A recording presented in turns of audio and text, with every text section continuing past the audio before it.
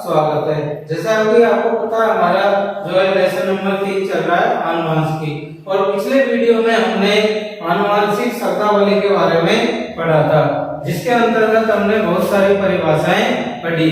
आज हम पढ़ने जा रहे हैं मेंडल के वंशागति के नियम। तो आपको पता है मेंडल ने किस पर प्रयोग किए थे, बताइए? उद्यान मटर पर, जिसका वैज्ञानिक नाम क्या है? पाइसम सैटाइवम। तो मेंडल ने उद्यान मटर पर संकरण के प्रयोग किए और इन संकरण के प्रयोगों के परिणामों के आधार पर कुछ महत्वपूर्ण नियमों का प्रतिपादन किया था। वो महत्वपूर्ण नियम कौन कौन से हैं, तो आप ध्यान देना। मेंडल के वंशागति के नियम। मेंडल ने उद्यान मटर पर संकरण प्रयोग किए और इन प्रयोगों के परिणामों के आधार पर कुछ महत्वपूर्ण नियमों का प्रतिपादन किया। इन्हीं को हम क्या कहते हैं? मेंडल के वंशागति या आनुवंशिकता के नियम कहते हैं। ये नियम कौन कौन से हैं, तो ध्यान देना, ये निम्नलिखित है। पहला नियम है प्रभाविता का नियम। कौन सा नियम? प्रभाविता का नियम। दूसरा पृथक्करण या युग्मकों की शुद्धता का नियम, और तीसरा नियम है स्वतंत्र अपव्यवन का नियम।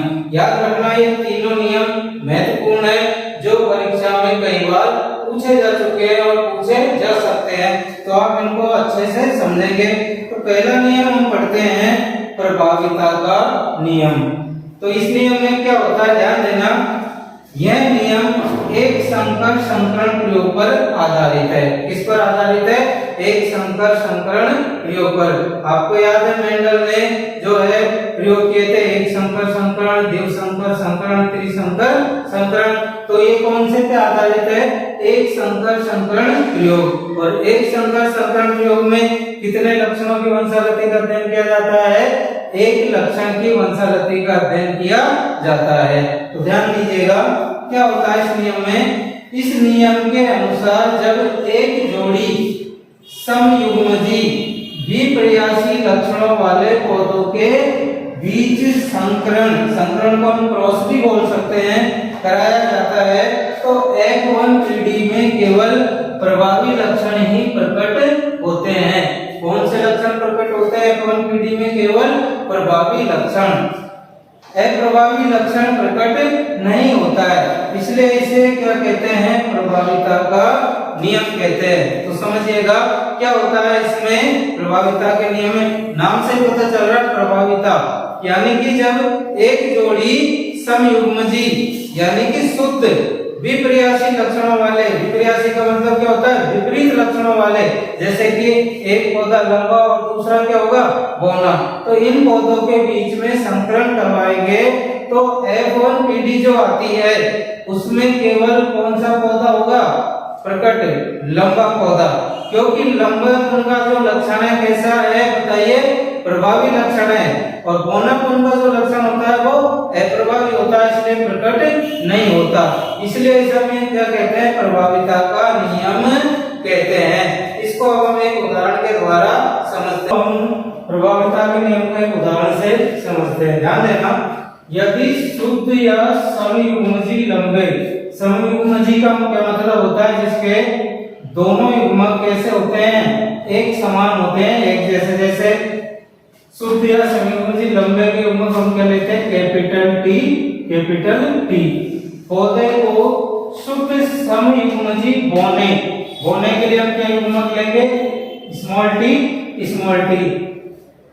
पौधे से संकरण कराया जाए तो F1 पीढ़ी में सभी पौधे यानी कि 100% लंबे प्राप्त होते हैं। लेकिन ये जो लंबे पौधे होते हैं वो कैसे होते हैं? विषम युग्मजी होते हैं। तो समझिएगा, ये हम लेते हैं लंबे पौधे जिसके युग्मक हमने लिए हैं कैपिटल टी और कैपिटल टी। दूसरा पौधा लिया है बौना, इसके युग्मक लिए हैं स्मॉल टी और स्मॉल टी। तो ये कितने लक्षण हो गए? एक जोड़ी लक्षण हो गया। अब इसको हम क्या बोलते हैं? पी पीढ़ी या जनक पीढ़ी। क्या बोलते हैं? पी पीढ़ी या जनक पीढ़ी, जिसके बारे में आपको पहले पढ़ा चुका हूं। यानी कि संतति प्राप्त करने के लिए जिन पौधों के बीच में संकरण करवाया जाता है उसको हम क्या कहते हैं? जनक पीढ़ी।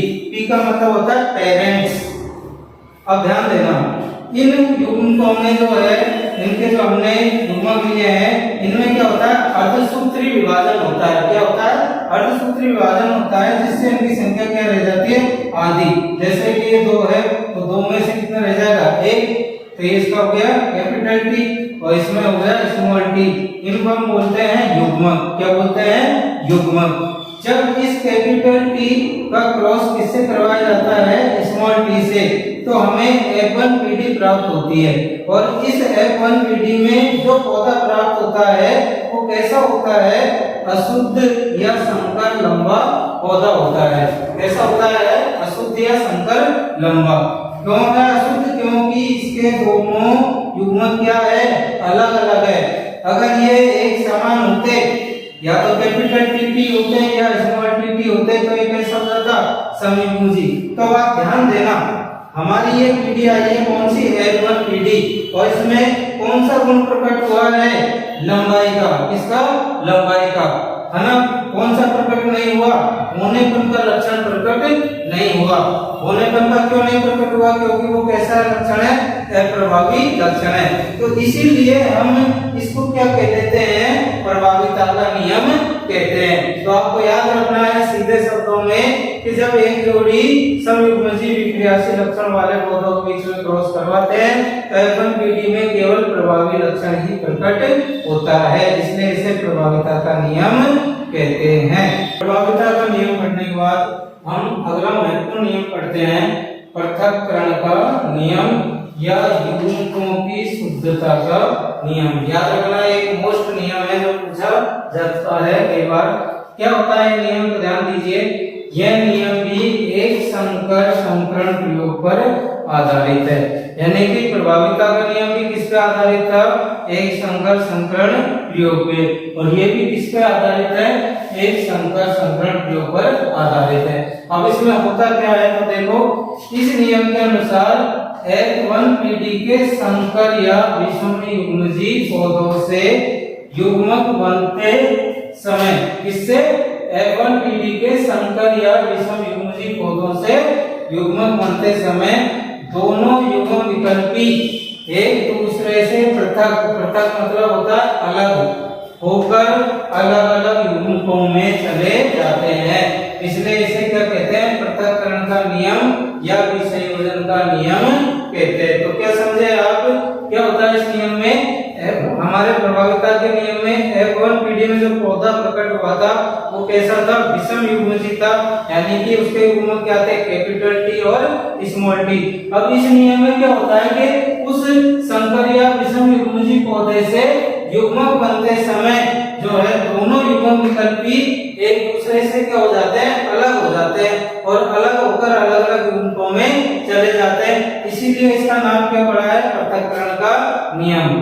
आगे ध्यान देना, तथा प्रत्येक युग्मक में एक लक्षण के लिए एक युग्म विकल्पी पाया जाता है। क्या पाया जाता है, प्रत्येक युग्मक में एक लक्षण के लिए एक युग्म विकल्पी पाया जाता है, अतः इसे युग्मकों की शुद्धता का नियम भी कहते हैं। पूछ लिया जाएगा पृथक्करण के नियम को युग्मकों की शुद्धता का नियम क्यों कहा जाता है, तो आप बता देना कि इसमें प्रत्येक युग्मक में एक लक्षण के लिए एक युग्म विकल्पी पाया जाता है, इसलिए इसको क्या कहते हैं, युग्मकों की शुद्धता का नियम। अब हम इसको एक उदाहरण से समझते हैं, तो ध्यान दीजिए।